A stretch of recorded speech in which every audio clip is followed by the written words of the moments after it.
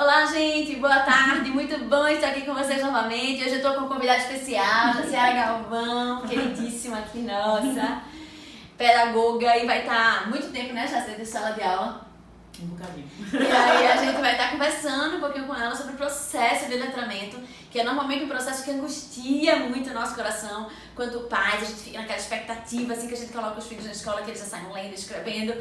E a gente vai conversar um pouquinho sobre isso, de como começa, de quando começa, de qual é o processo e como nós, família, nós podemos ajudar nesse processo de alfabetização e letramento. Mas antes de a gente começar aqui a entrar no assunto, eu queria lembrar vocês de assinar o nosso canal do YouTube. A gente tá sempre colocando lá conteúdos que são produzidos nas lives, então eles sobem lá pro YouTube para ficar disponível para vocês e ser bênção na vida de vocês com aquele conteúdo. A gente também tá com o Primecast no ar, no SoundCloud, no Deezer, no Spotify e no iTunes. Não é isso, equipe?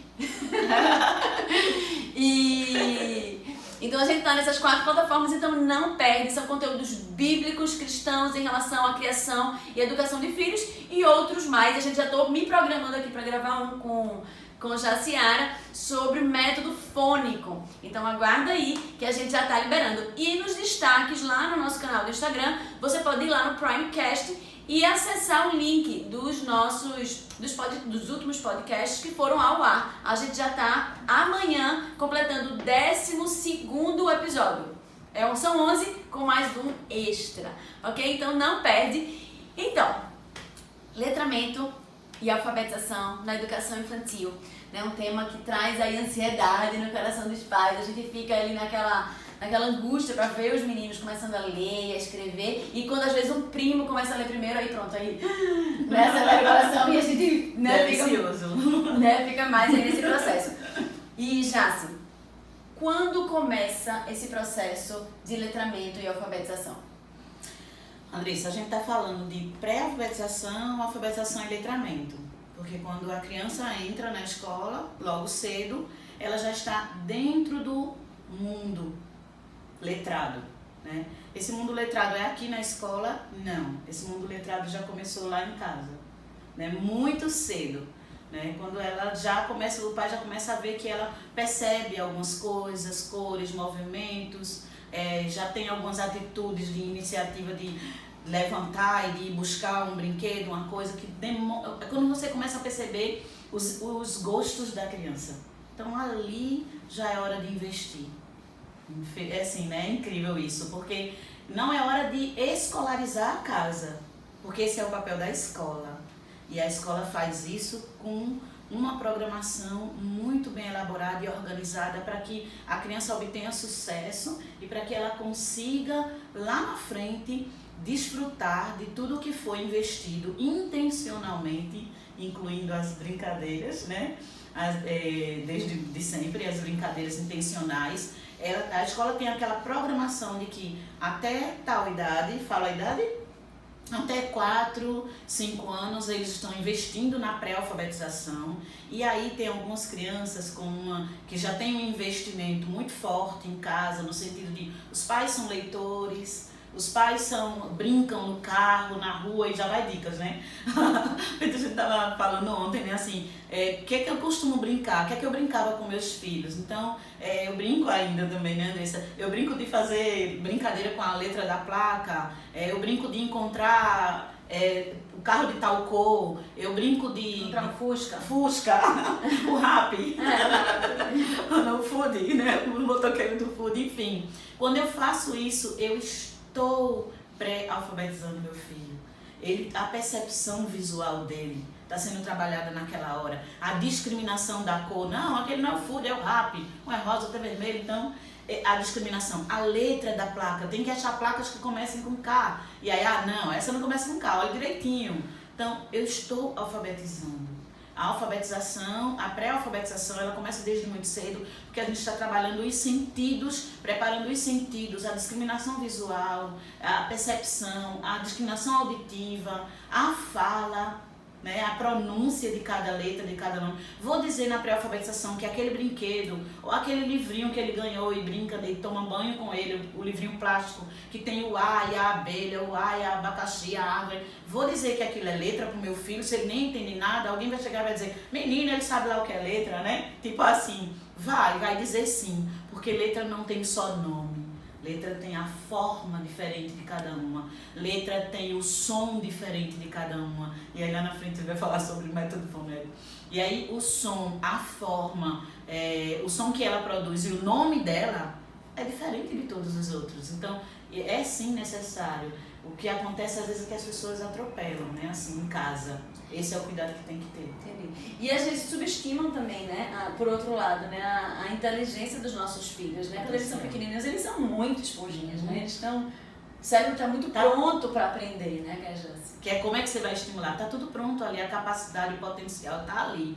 O que acontece realmente que às vezes pode gerar uma certa ansiedade é crianças que leem mais cedo, e essa que leu mais cedo gerou uma certa ansiedade, tá fazendo nome, como assim, né? É porque essa criança, ela teve um estímulo, né? Ou tem geneticamente um potencial muito grande para discriminação visual, auditiva, a memória dela é potencializada, então enfim, ela guarda aquela informação muito rápido, ela faz essa aplicação, então ela tem o estímulo de também levar essa informação de um lugar para o outro, né, que é justamente isso que faz com que avalie-se o QI das crianças, é fazer pontes. Então, é ter o interesse sempre do que é que a professora está trabalhando, o que é que a educadora está trabalhando, sobre o que meu filho está vendo na escola desde muito cedo. Ele está estudando simplesmente a cores, então eu vou lá e vou ver, essa semana eu vou priorizar aqui em casa, não escolarizando, mas vou separar os brinquedos vermelhos, né? Vou separar roupas nessa cor e por aí vai. E é engraçado que quando a gente entende o processo, né, é tão lindo e tão mágico, né? Como todas as coisas elas se conectam, né? Como tudo é tão perfeito, né? E você vai arrumando as coisas propositalmente sem dizer a ele, na forçação de barra, olha filho, tá aqui o morango, olha a melancia, ela é vermelha, sem nada disso. Você prepara uma fruteira pequenininha de frutas vermelhas e deixa ali propositalmente, né? E aí quando ele vê, você vai ver o saltar dos olhos da criança e você vai ver a pronúncia dele, você vai ver a fala, isso, muito bem filho, é isso mesmo.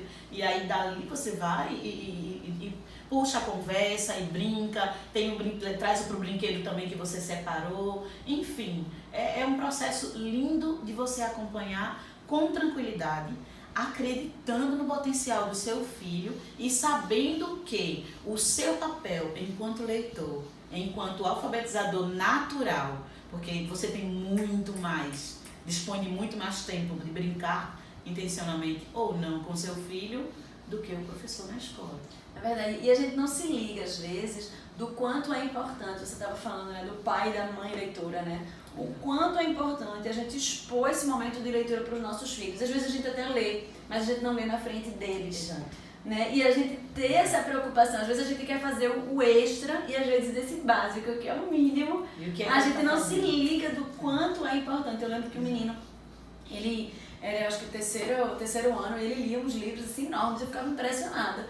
E é isso, os pais, eles eram exímios leitores, a mãe dele lia bilhões de livros e por isso que ele era daquele jeito. Então, por mais que a escola traga essa influência leitora para a criança, o papel da família é extremamente importante nesse processo, né, Jância? Na meados da década de 80, a gente estava aí no auge do que é letramento, do que é alfabetização, né? E aí a gente entendeu que a criança ela não é uma tábua rasa, ela vem com toda uma bagagem de casa. Então, o meu vínculo afetivo com aquela criança, que é a primeira coisa que o professor investe, obviamente, é para descobrir o que é que ele tem de conteúdo, do que ele gosta, né? Então, assim, toda essa investigação das relações socioafetivas se dá para essa base, no que eu vou investir, o que eu vou trazer. Então, a cada dia, a cada semana, eu trago algo que eu sei que vai saltar os olhos de fulaninho. Porque essas dicas que a família dá também, a gente foi pro cinema, a gente viu tal filme, chegou o parente essa semana, a gente viajou para tal lugar e ele visitou tal parque, tal lugar, foi para um teatro, e enfim. Aí ele foi para um aniversário esse fim de semana. Certas dicasinhas que o pai deixa o professor saber são fantásticas para esse processo. são panos para manga, né? Ajuda nessa conexão, né? Exato. Porque afinal de contas o conhecimento ele tem esse processo de significado, né? Exato, significado é a base. O que é significativo? Se tudo partir dali, pronto. Por isso essa investigação, né? Dos gostos, né? E você estava falando aí, quando a gente começou a conversar, você estava dizendo que a alfabetização e o letramento ele inicia-se desde sempre, né? Desde os primórdios. E eu fiquei pensando nos pequenininhos, né? Às vezes os pais eles trazem para a escola e dizem assim, mas os pequenininhos eles só vão lá para brincar. Só vão brincar, né? Mas existe toda uma intencionalidade. O que eu falo vale, o que eu acabei de falar em relação a os laços afetivos começam para descobrir, começa desde já, né? Que ambiente alfabetizador essa criança já tem em casa, né? O que é que já é comum para ela. Então, o pai tem uma biblioteca, né? A mãe ela tem uma caixinha já de livros, né, no quarto dela, e essa caixinha tem um destaque. Esse livro não está guardado lá dentro do guarda-roupa, não. Ele já tem um lugar de destaque, né, de importância.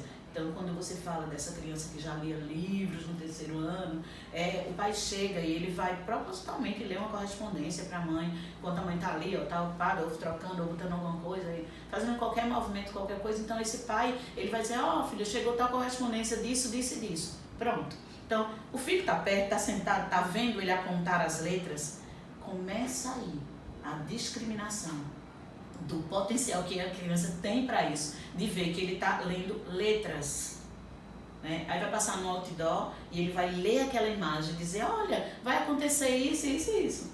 Então ele leu a imagem, né? Mas ele lê letras também. E ele lê letras da esquerda para a direita. E ele lê letras e quando ele lê, ele dá entonações, ele disse o som, que é o som que ele me chama. Né? Puxa, eu sou Adriel, Adriano, Ana, eu sou Bia. E quando ele começa e ele diz aquela primeira letra, que para criança muito pequenininha, as vogais. É o prato principal e o prato inicial. E se começa nesse processo, né? Porque são letras que o som começa com as vogais, porque o som delas, né, são sons fáceis. Então vem muito imagens suaves, né? O A, tudo você encontra com A para trazer, para fazer uma exposiçãozinha, fazer os brinquedos com a letra A, depois o E, e isso na organização do programa da escola, né? Óbvio, e paulatinamente em casa. Não, mas eu quero fazer, então faz. Hoje em dia tem muitos programas, muitas dicas de como os pais ajudarem em casa. Então, se você ajuda de forma ordenada, você contribui para diminuir, para evitar prejuízos no futuro. Porque esse processo bem elaborado, bem feito, ele faz com que a criança desenvolva esse prazer, tenha um processo de alfabetização tranquilo. E isso vai respingar em todas as áreas, vai ser base para todas as áreas, para ciências, para história, para geografia, para tudo. Um bom leitor acaba sendo um bom interpretador de texto, né? De texto, do enunciado de matemática, de tudo, claro. Né? De uma atividade que vai ter, de um manual de um jogo, de uma caixa do jogo que ele quer. Puxa, essa caixa desse jogo. Eu já queria voltar para um ponto que tu estava colocando lá, que tu colocaste lá atrás, que quando a gente, enquanto família, a gente toma determinadas atitudes em casa, a gente acaba atropelando o processo de alfabetização. Quando é que isso acontece? Para que a gente saiba o que a gente não deve fazer, né? Primeira coisa é a comparação. Quando o pai compara o seu filho com o filho do vizinho ou o primo, a comparação. Mas fulano já está, né? A comparação na sala de aula deve ser individualizada. Porque o desenvolvimento e o tempo de cada um é individual. Então, a criança, ela tem que ser medida. Por isso, eu vou tocar num ponto que a gente pode falar depois também, que na década de 80, meados de 80, se difundiu que não é método, o processo de como a criança aprende, que é a psicogênese da língua escrita de Emília Ferreira e Ana Teberoski. Quando elas trouxeram isso, elas nos deram, né? Eu já estava aí há uns 10 anos já em sala de aula, né? Nessa prática, e eu não entendia em que momento o meu aluno estava, isso me angustiava. Então aí vamos nos debruçar na década de 90, eu acho que eu comecei mesmo na década em 2000, exato em 2000, me debruçar para aprender em que fase o meu aluno está. como eu devo agir, o que eu devo fazer para não atrapalhar, para não estar ansiosa, porque um está lendo, o outro, um começou a perceber as letras e o outro não, e começou a perceber os sons e o outro não. Então, é um estudo tão fundamentado da psicogênese da língua escrita, Andressa, para a gente fazer determinados exercícios, testes, atividades com os nossos alunos, para saber onde eles estão e que investimento eu devo fazer com ele, que isso é algo de escolarização, é da escola. O que eu tenho que fazer é estar, primeiramente, tranquilo, não fazer comparação, entender que isso que eu expliquei agora me faz medir o meu aluno, né?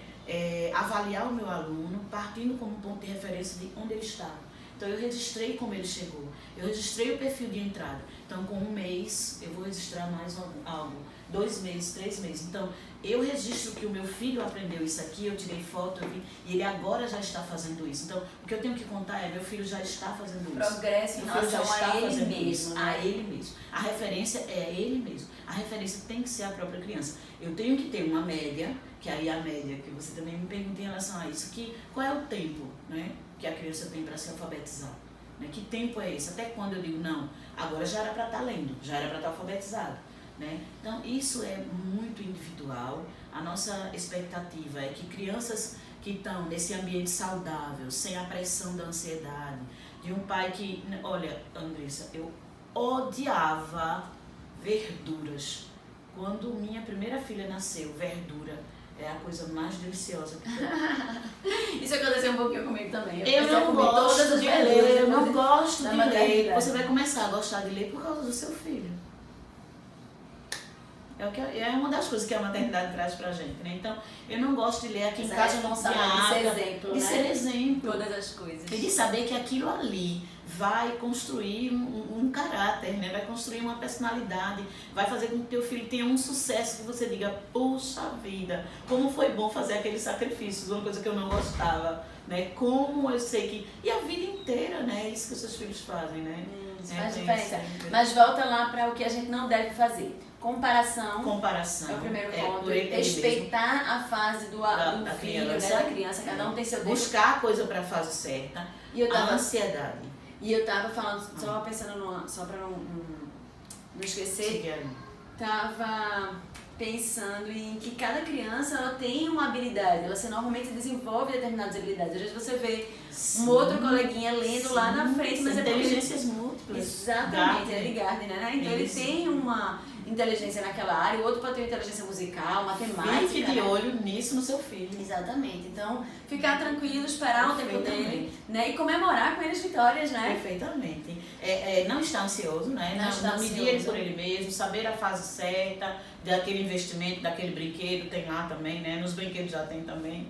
E não estar ansioso. Quando você vê que uma criança passou, aquela criança com certeza, dentro das múltiplas inteligências, ela tem uma habilidade de percepção auditiva maior, visual maior, e é isso que o seu filho precisa ser estimulado. Não, então ó o som, brinca com música. Não, o dele é visual, brinca com a placa do carro, para ele discriminar visualmente as letras.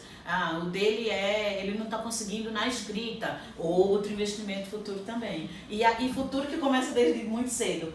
Brincar com o pegador, deixar ele brincar com esse movimento de pinça. Ajuda muito no processo, né, de escrita. Movimento mais complexo do ser humano. Para chegar aqui no cérebro, o comando de que, né, o movimento mais complexo de estudos assim profundos, por conta do macaco, né? Então, estudos profundos sobre esse movimento de pinça. Esse movimento de pinça é o mais complexo do ser humano e ele é o movimento da escrita. Então, tudo que eu vou trabalhar aqui vai pegar. Por que a massinha na escola? Massinha cantada, massinha por conta desse movimento de pinça, que é importantíssimo para completar essa leitura e escrita. E é algo que pode se trabalhar muito facilmente em casa, né? A questão da massinha, do barro, pegar, né? coisas assim. Vai fazer cozinhar com o filho, né? Fazer salgadinho de queijo. Amassar, né? Deixar. Então, assim, é isso. A gente tá numa viagem de linha de tempo, assim, que tudo isso pode começar muito cedo. Tudo pode ser estimulado, pode ser valorizado, pode se dedicar. O tempo é para aquilo ali, é para o filho naquela hora. Aquele tempo precisa ser de alta qualidade, dentro do que é a experiência que ele já está vivendo fora, né? A família, a escola, a família, a casa é o primeiro ambiente de processo de alfabetização e letramento da criança Com certeza. E Jássica, algumas dicas de brincadeiras que os pais podem fazer com os filhos em casa para ajudar nesse processo de letramento? Simbora visitar a infância, ou sua, no caso a minha mesmo, ou dos seus pais ou tios, porque mudou muito o que se oferece em relação à nossa cultura. Então, o que é que a criança precisa desenvolver prioritariamente e onde essas coisas estão? Consciência fonológica, percepção, discriminação, auditiva, visual, mas a consciência fonológica sobre tudo. E aí a gente tem uma riqueza na nossa cultura de jogos verbais, cantigas, Consciência fonológica, só traduz, porque... A consciência fonológica é quando a criança ela consegue discriminar os sons, quando ela consegue perceber os sons, as diferenças dos sons, né? Então, dos fonemas, cada letra tem um fonema, então ele tem uma consciência fonológica. Rimas, cantigas, parlendas, trava-língua, gente, joga lá, cultura popular. E você vai encontrar uma diversidade incrível. Dá pra brincar em casa, né? Todo mundo tentando fazer os três pratos de tigres, comeram 3 pratos de trigo. É isso aí. O pato, exato, pronto. Trava-línguas, travou. Trava-línguas, parlendas, cantigas, jogos verbais, poemas. Olha, a consciência fonológica, ela se desenvolve sobremaneira quando você trabalha as rimas que estão no final da palavra, né, e as aliterações que estão no início da palavra. Andressa, árvore, abelha, abacaxi. Vamos lá, diz outro com teu nome. Eita, deu branco agora. Alinhamento, alce. Vai, mais. Aimei. Então, entendeu? Eu vou brincar de palavras, vamos ver quem diz mais palavras, eu digo uma, você diz uma. Brincadeira de estar ali dirigindo e estar brincando com a primeira letra do nome, com a primeira letra do nome de alguém. Então, é uma palavra que rime. Então, eu vou dizer uma palavra e você tem que dizer uma que rime, né? Canoa. Uma outra. Eita, baroa. Boa. Pessoa. Criatividade precisando. É isso, muita criatividade. Pronto. Então, ótimo. Já foi massa, muito bom. A gente já está aí agendando o método fônico para a gente poder trabalhar e explicar um pouquinho desse método que está voltando agora para a BNCC, né, do Brasil, e sendo visto hoje como os métodos mais que tem trazido os melhores resultados no mundo, né? Isso.